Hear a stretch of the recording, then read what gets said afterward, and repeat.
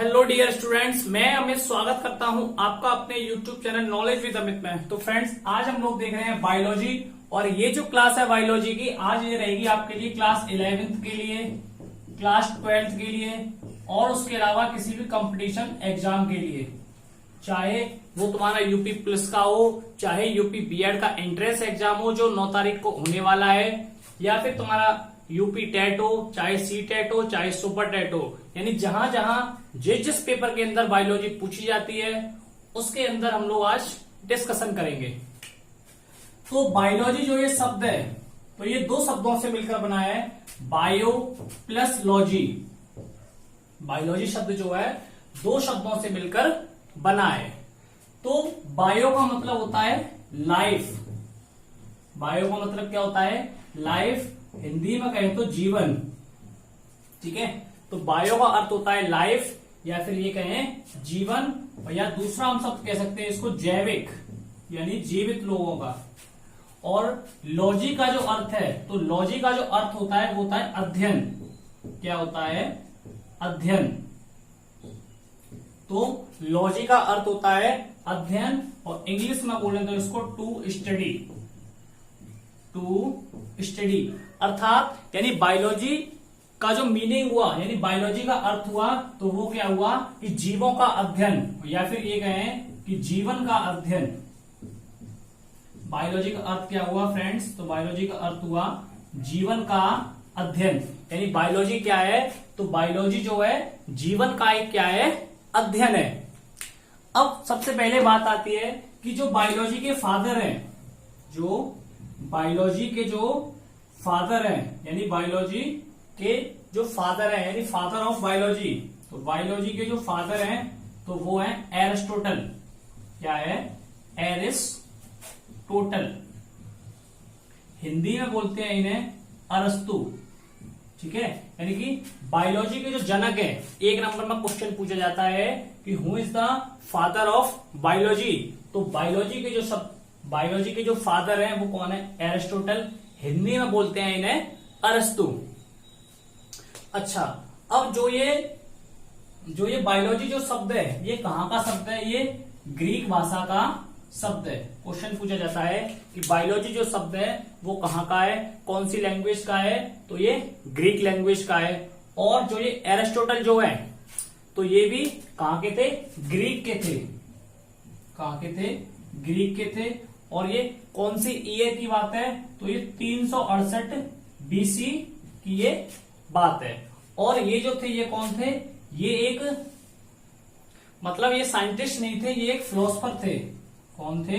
Philosopher थे, यानी कि हिंदी में बोलते हैं इन्हें दार्शनिक। ये कौन थे? ये दार्शनिक थे। ठीक है, कौन थे? दार्शनिक थे। अच्छा, अब ये जो है अब देखिए आगे। अब आगे है कि जो बायोलॉजी जो शब्द है, बायोलॉजी जो शब्द है ये किसने दिया है? बायोलॉजी शब्द किसने दिया है? बायोलॉजी शब्द किसने दिया? हम लोग जो पढ़ते हैं ना कि बायोलॉजी, तो ये बायोलॉजी जो शब्द है ये किसने दिया है? तो बायोलॉजी का जो शब्द है ये शब्द दिया है लेमार्क ने। किसने दिया है? लेमार्क ने। ठीक है, अब यहां तक मैं आपको दोबारा से एक बार समझा देता हूं कि बायोलॉजी जो शब्द है ये दो शब्दों से मिलकर बना है। पहला है बायो और दूसरा है लॉजी। दो शब्दों से मिलकर बना है, पहला बायो, दूसरा लॉजी। बायो का मतलब होता है लाइफ, यानी कि जीवन, और लॉजी का अर्थ है अध्ययन, यानी कि जीवन का अध्ययन। बायोलॉजी शब्द का अर्थ क्या हुआ? कि जीवन का अध्ययन। अगला है कि who is the father of biology, यानी कि बायोलॉजी के जनक कौन है? तो बायोलॉजी के जनक है एरिस्टोटल। हिंदी में बोलते हैं हम इनको अरस्तु। तो ये कहां के थे? ये ग्रीक के थे। और ये जो सन की बात की जाती है तो 368 बीसी। फिर है कि ये कौन थे? तो ये एक फिलोसफर थे, यानी कि एक दार्शनिक थे। ठीक है, अगला पॉइंट है कि बायोलॉजी शब्द किसने दिया? तो बायोलॉजी जो शब्द है ये शब्द किसने दिया? लेमार्क ने दिया। अब हम लोग देखते हैं कि ये जो बायोलॉजी जो है, बायोलॉजी को दो भागों में विभाजित किया गया है। बायोलॉजी को दो भागों में बांटा गया है। बायोलॉजी जो है दो भागों में बांटा गया है। चलिए, तो पहला जो है, तो नंबर 1 पे पहले आता है जूलॉजी, जूलॉजी, और नंबर 2 पे आता है बॉटनी। नंबर 1 पे जूलॉजी, नंबर 2 पे बॉटनी। तो जूलॉजी को हम लोग बोलते हैं जंतु विज्ञान, क्या कहते हैं, जंतु विज्ञान। और बॉटनी को हम लोग बोलते हैं क्या, बॉटनी को बोलते हैं वनस्पति विज्ञान। क्या बोलते हैं, वनस्पति विज्ञान। जूलॉजी को जंतु विज्ञान, यानी इसके अंदर जीव जंतुओं का अध्ययन किया जाता है, यानी इसके अंदर जीव जंतुओं का अध्ययन किया जाता है। यानी कि बायोलॉजी के, ये जो जूलॉजी है, जूलॉजी के अंदर क्या करते हैं, जीव जंतुओं का अध्ययन करते हैं। और वनस्पति विज्ञान के अंदर पेड़ पौधों का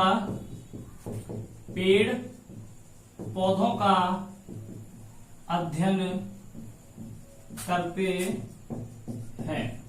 क्वेश्चन आता है कि बॉटनी के अंदर हम किस चीज का अध्ययन करते हैं, तो बॉटनी के अंदर हम लोग पेड़ पौधों का अध्ययन करते हैं। फिर क्वेश्चन आएगा कि जूलॉजी के अंदर हम किसका अध्ययन करते हैं, तो जूलॉजी के अंदर हम जीव जंतुओं का अध्ययन करते हैं। ठीक है, अब आगे देखिए, जो ये जूलॉजी जो शब्द है, जूलॉजी शब्द जो है दो शब्दों से मिलकर बना है। पहला है जू और दूसरा है लॉजी। ठीक है, ऐसे ही देखिए, जो जूलॉजी जो शब्द है ये दो शब्दों से मिलकर बना है। पहला है जू और दूसरा है लॉजी। तो जू का जो अर्थ है, जो जू का अर्थ है वो क्या होता है, जू का अर्थ होता है एनिमल। क्या होता है, एनिमल।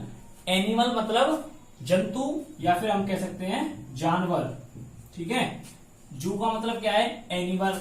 और लॉजी का शब्द क्या है, तो लॉजी का शब्द होता है अध्ययन। क्या होता है, अध्ययन। तो कहने का अर्थ है कि जिस विज्ञान के अंदर, जिस साइंस के अंदर जंतुओं का अध्ययन किया जाता है उसे हम बोलते हैं जूलॉजी।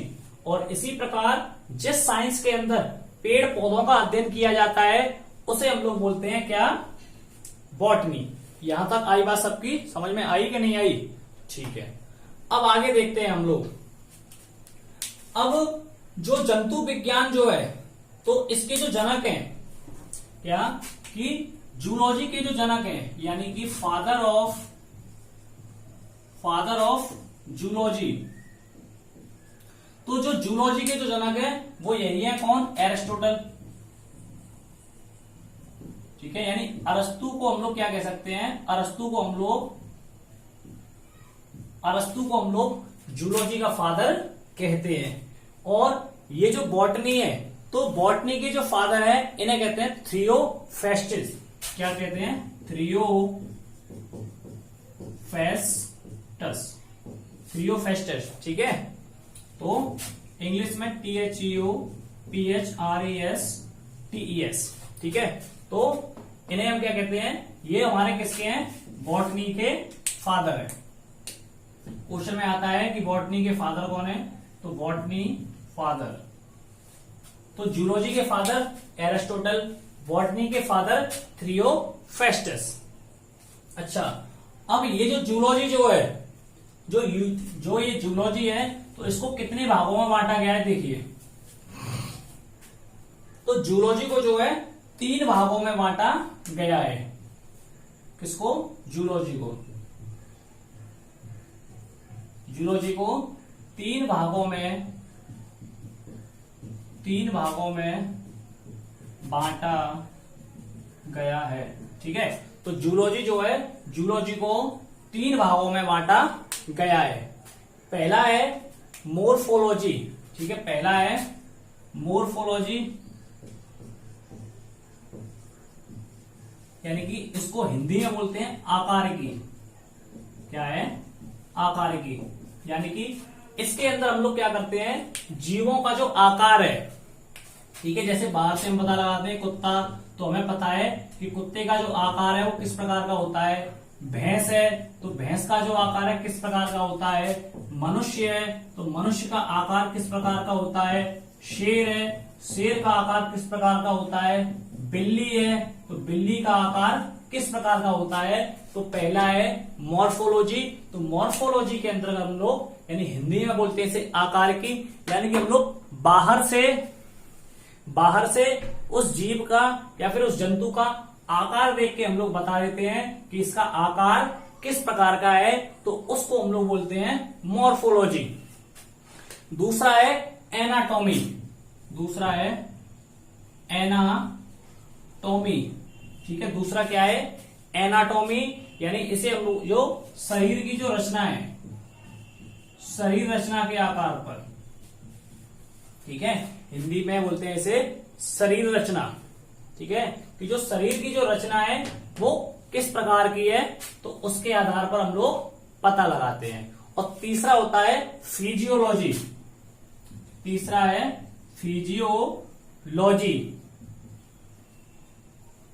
तीसरा है फिजियोलॉजी और इसे बोलते हैं कार्य की।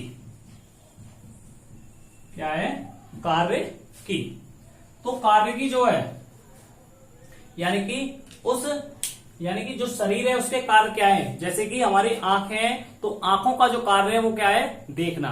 हमारा जो माइंड है दिमाग, उसका कार्य क्या है चीजों को सोचना। आगे जैसे कि अभी मैं पढ़ा रहा हूं, फिर आगे और भी क्लास लेनी है, आगे स्कूल भी जाना है, कल का क्या प्रोग्राम है, तो वो सब हमारा कौन करता है, उसका जो कार्य रहता है वो कौन करता है दिमाग करता है। तो कार्य की शरीर के जो कार्य हैं, जैसे हमारा हृदय, तो हृदय का कार्य क्या है कि पंप करना यानी कि धड़कना।